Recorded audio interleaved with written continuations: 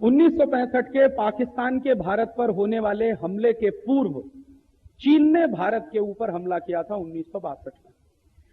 और जब 1962 का हमला हुआ था हमारे देश के ऊपर, तो वो सबसे दुर्भाग्यशाली विदेशी आक्रमण था हमारे देश के ऊपर, आजादी के पिछले 50 सालों का। उस आक्रमण के लिए मैं ये शब्द इस्तेमाल करता हूं, सबसे ज्यादा दुर्भाग्यशाली। तो मैं क्यों कहता हूं ऐसा? सबसे बड़ा दुर्भाग्य तो हमारा ये था 1962 के विदेशी हमले में कि हमारे देश में वीके कृष्ण मेनन जैसे रक्षा मंत्री थे।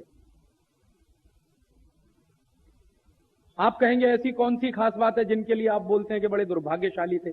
वीके कृष्ण मेनन थे हिंदुस्तान के रक्षा मंत्री, लेकिन हमेशा विदेश घूमते रहते थे। उनको हिंदुस्तान रहना कभी अच्छा ही नहीं लगता। अमेरिका अच्छा लगता था उनको, फ्रांस अच्छा लगता था, ब्रिटेन अच्छा लगता था, न्यूयॉर्क उनको हमेशा अच्छा लगता था। उनकी तो मजबूरी थी कि वो भारत में पैदा हो गए। हमेशा उनको भारत कभी अच्छा नहीं लगता, उनको हमेशा विदेश अच्छा लगता। थे रक्षा मंत्री, काम विदेश मंत्री का करते थे। माने जो जवाबदारी उनको दी गई थी वो ही काम नहीं करते थे, बाकी दुनिया भर के फालतू के बहुत सारे काम करते। इस देश में जाना, उस देश में जाना, वहां जाकर कूटनीतिक बात करना, इधर जाके कूटनीतिक, जो रक्षा मंत्रालय की जिम्मेदारी थी वो ही छोड़कर बाकी कुछ भी करना।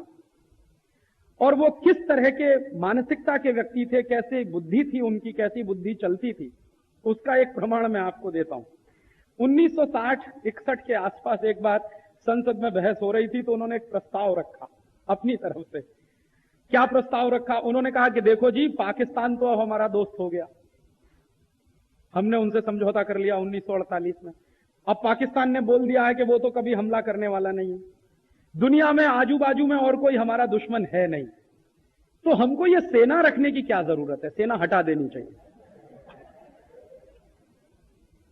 ऐसी उल्टी बुद्धि के आदमी थे वीके कृष्ण में। और कहीं ऐसा नहीं था कि वो किसी साधारण सी बैठक में बोल रहे, लोकसभा में कह रहे थे कि ये सेना हमको हटा देनी चाहिए, इसकी कुछ जरूरत नहीं। फिर किसी सदस्य ने खड़े होकर उनसे पूछा कि आप बताइए वीके कृष्ण मेनन साहब, अगर सेना हटा देंगे तो कभी कुछ जरूरत पड़ गई, अभी आप बोलते हो कि पाकिस्तान तो दोस्त हो गया हमारा, चीन तो हमारा दोस्त पहले से ही है, अभी आप ये भी कहते हो सेना भी हटा दो, मान लो कभी इमरजेंसी में जरूरत पड़ी तो क्या करेंगे? वो कहते थे हिंदुस्तान की पुलिस काफी है, उसी से काम चला लेंगे आप। ये उनका जवाब था लोकसभा। एक दिन उन्होंने क्या किया कि कैबिनेट कमेटी की मीटिंग थी, जिसमें प्रधानमंत्री, रक्षा मंत्री, कई मंत्री बैठते हैं। कैबिनेट कमेटी की मीटिंग के सामने उन्होंने एक अजीब प्रस्ताव रख दिया कि देखो, सेना की तो जरूरत नहीं है, तो सेना का खर्च क्यों करें, इसका बजट कम कर दो। तो हिंदुस्तान की सेनाओं के ऊपर होने वाले खर्चे का बजट उन्होंने कम कराया। और बजट ही कम नहीं कराया, एक दिन तो उन्होंने यहां तक बेवकूफी का आदेश भी दिया कि सेनाओं के आयुध निर्माण के लिए, आयुध निर्माण माने गोला बारूद बनाने के, हिंदुस्तान में जो कारखाने चलते हैं उनको बंद कर दो। क्या जरूरत है इसकी? अभी गोला बारूद हमें चाहिए क्यों? जब हमारा कोई दुश्मन नहीं, हमारे ऊपर कोई हमला करने वाला नहीं, तो बंदूक हमें क्यों चाहिए, गोला बारूद हमें क्यों चाहिए, सेना हमें क्यों चाहिए? तो सेना का खर्चा कम कराया। गोला बारूद बनाने के जो कारखाने हिंदुस्तान में चलते थे, वो कारखानों को बंद कराने की बात कही, और करा भी दिया बहुत सारे कारखानों को बंद। कुछ ऐसी विचित्र हालत बन गई थी उस समय हिंदुस्तान की कि जिन स्थानों पर सेनाओं के लिए गोला बारूद बनाने का काम होना चाहिए था, उन स्थानों पर कॉफी के प्याले बनाने का काम, चाय के प्याले बनाने का काम, इस तरह के धंधे शुरू कराए। ऐसी बुद्धि के व्यक्ति थे वीके कृष्ण मेनन। इसलिए मैं कहता हूं कि बहुत दुर्भाग्यशाली समय था हमारा जब 1962 में चीन का आक्रमण हुआ। और उनके इस तरह के जो बयान आते थे, तो चीन को लगा कि ये तो बहुत बेवकूफ आदमी, कहता है सेना को भी हटा लो, सेना का खर्च भी कम कर दो, सेना के लिए जो निर्माण सामग्री बनाने के कारखाने चलते हैं उनको भी बंद करा दो, उनमें कुछ और धंधा कराओ, और दुनिया भर में घूमना, कभी सेनाओं के सामने नहीं जाना, सेनाओं के बीच में नहीं जाना, न्यूयॉर्क जाना, अमेरिका जाना, यूरोप घूमना, इस तरह के काम वो करते रहते। तो चीन को मौका मिल गया। और चीन को एक मौका यह भी मिल गया कि चीन को ऐसा लगा कि वीके कृष्ण मेनन तो प्रधानमंत्री के आदमी है, माने पंडित नेहरू के आदमी है, तो उनको लगा कि शायद पंडित नेहरू की भी यही मान्यता होगी, इसलिए तो उन्होंने रक्षा मंत्री बना के बिठाया उनको। और वीके कृष्ण मेनन को पंडित जी ने रक्षा मंत्री क्यों बनाया था? उनकी व्यक्तिगत दोस्ती थी उनसे, अन्यथा वीके कृष्ण मेनन कोई मास लीडर नहीं थे इस देश में। जनता में उनका कोई बहुत बड़ा प्रभाव हो ऐसा कुछ नहीं था वीके कृष्ण मेनन का। फिर भी हिंदुस्तान का रक्षा मंत्री उनको बनाया गया था, तो उनकी पंडित जी के साथ कुछ व्यक्तिगत दोस्ती थी, इसलिए उनको बनाया गया था। और आप अगर उनके कुछ रिकॉर्ड सुने जो भाषण के हैं, तो वो 4 घंटे 5 घंटे भाषण देते थे, लेकिन उसका आप सिर पैर नहीं निकाल सकते वो क्या बोल रहे हैं। वो लंबा भाषण करेंगे, 4 घंटे भी करेंगे, 5 घंटे भी करेंगे, 7 घंटे भी बोल सकते हैं, लेकिन उनके बोले हुए का अर्थ क्या है ये समझने वाला बिल्कुल नहीं समझ सकता। कुछ भी बात कहीं से लाके कहीं की कहीं पे जोड़ दिए, कहीं की कहीं की जोड़, इस तरह का वो चलता रहता था उनका। इस तरह के व्यक्ति थे वीके कृष्ण मेनन। तो 1962 में जब हिंदुस्तान के वो रक्षा मंत्री हुए, या पहले से थे, वो तो गलत बोल गया, हुए पहले से थे, उसी समय चीन को अंदाजा लगा कि भारत तो किसी कमजोर रक्षा मंत्री के कब्जे में है, सेनाओं के खर्चे भी कम हो रहे हैं, आर्मी के लिए उत्पादन करने वाले केंद्र भी बंद हो रहे हैं, तो बहुत अच्छा मौका है।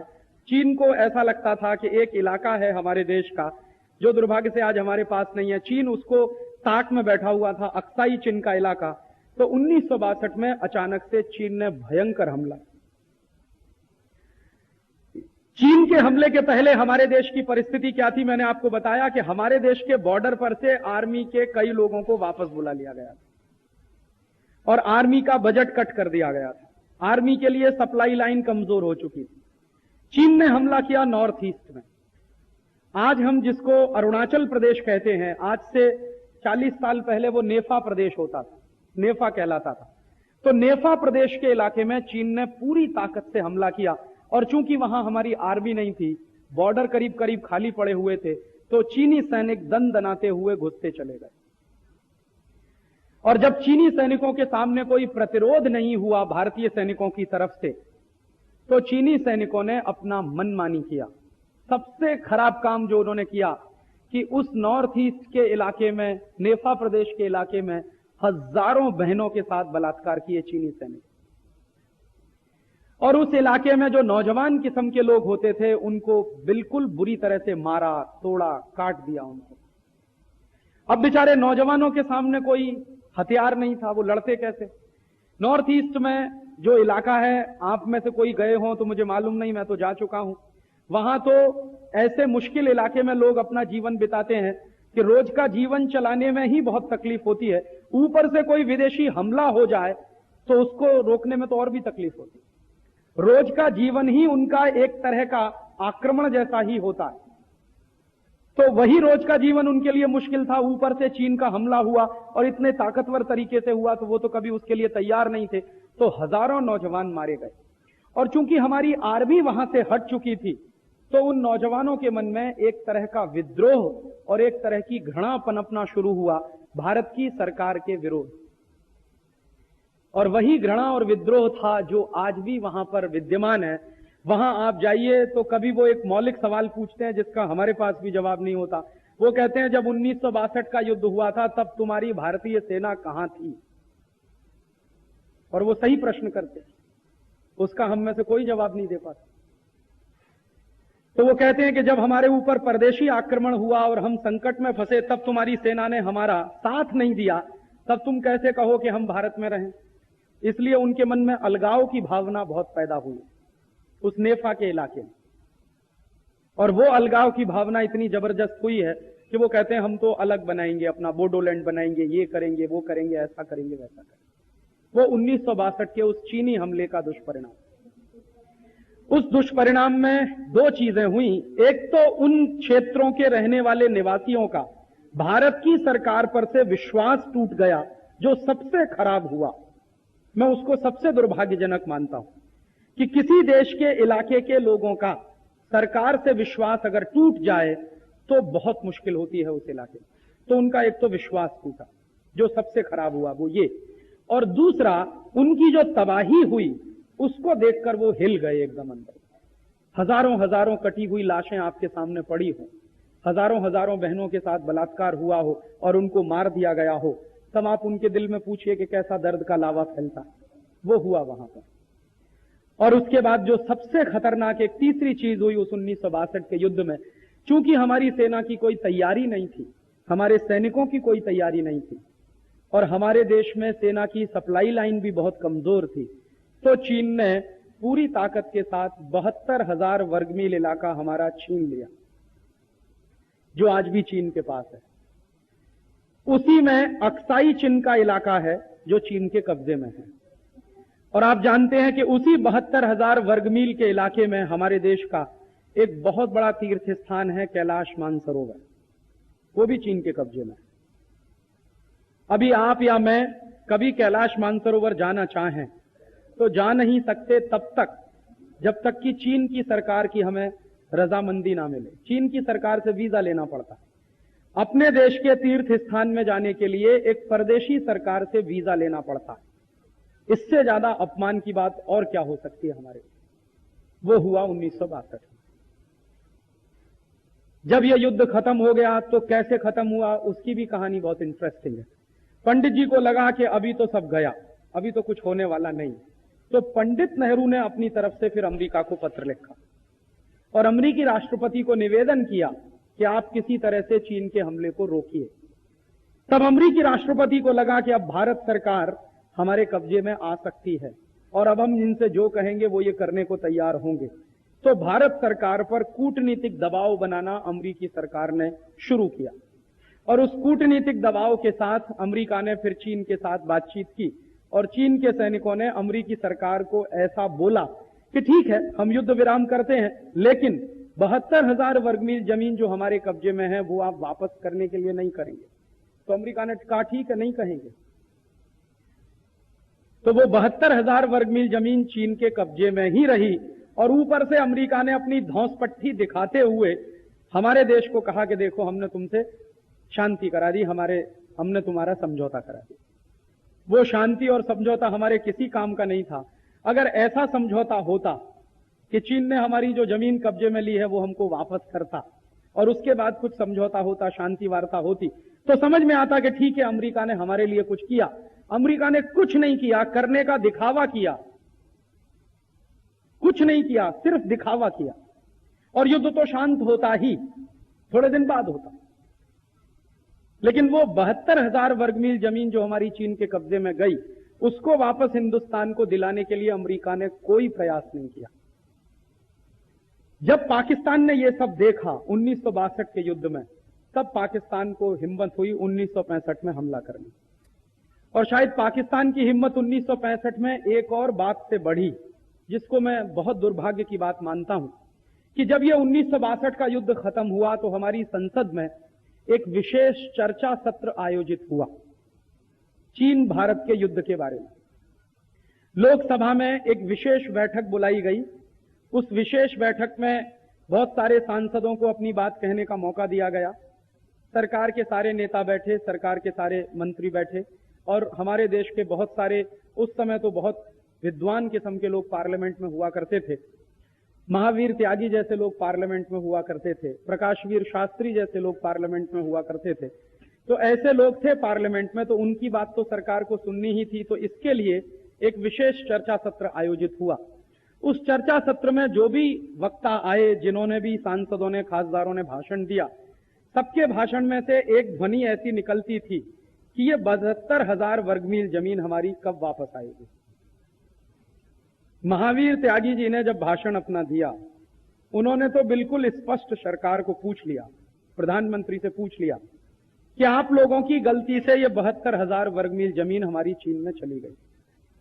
आप लोगों की गलती से माने आप लोग थे जिन्होंने सेना में ढिलाई की, आप लोग थे जिन्होंने सेना की रसद सामग्री उत्पादन करने वाले केंद्र को बंद करा दिया, आप लोग थे जो विदेशों में घूमते थे, सेना की तैयारी पर आपका कोई ध्यान नहीं था, रक्षा मंत्री थे जो रक्षा का काम कम करते थे, विदेश मंत्रालय का काम ज्यादा करते थे। ये आप ही लोगों की ढिलाई थी, आप ही लोगों की गलतियां थी, जिसकी वजह से चीन को मौका मिला और उन्होंने ये सब किया। तो अब आप हमें यह बताइए कि आप 72,000 वर्ग मील जमीन भारत में वापस कब लाने वाले हैं। तो पंडित नेहरू सुनते सुनते परेशान हो गए थे। ये कई लोगों ने प्रश्न पूछा था। तो पंडित नेहरू खड़े होकर कहने लगे कि अरे क्यों उस जमीन की बात करते हो, वो तो बेकार जमीन थी, बंजर जमीन थी, ऊसर जमीन थी, उस पर तो घास का एक तिनका भी नहीं उगता था, चली गई तो चली जाने दो, अभी उसके लिए क्या रोना। चली गई तो चली जाने दो। तो महावीर त्यागी बहुत मुंहफट आदमी थे। मुंहफट से मेरा मतलब एकदम बोलने वाले, जो उनके दिल में आया तुरंत बोलना, वो इंतजार नहीं करते थे। और ऐसा आदमी बहुत सच्चा आदमी होता, जो दिल में आई बात वो सामने बोल देना, आपको खराब लगे या अच्छी लगे। ऐसा आदमी कभी भी धोखा नहीं देता, चरित्र में भी और किसी भी दूसरे स्तर। मन में आई, दिल में आई, तुरंत उन्होंने बोल दिया। तो महावीर त्यागी के दिल में आया और खड़े होकर उन्होंने कहा कि अच्छा, अगर वो जमीन बेकार थी, ऊसर थी, बंजर थी, उस पर घास का एक तिनका नहीं उगता था, इसलिए आपने उसे चीन को दे दिया, तो आपके सिर पर तो एक भी बाल नहीं उगता, आपकी खोपड़ी तो एकदम सफाचट है, इसको भी काट के चीन को दोगे?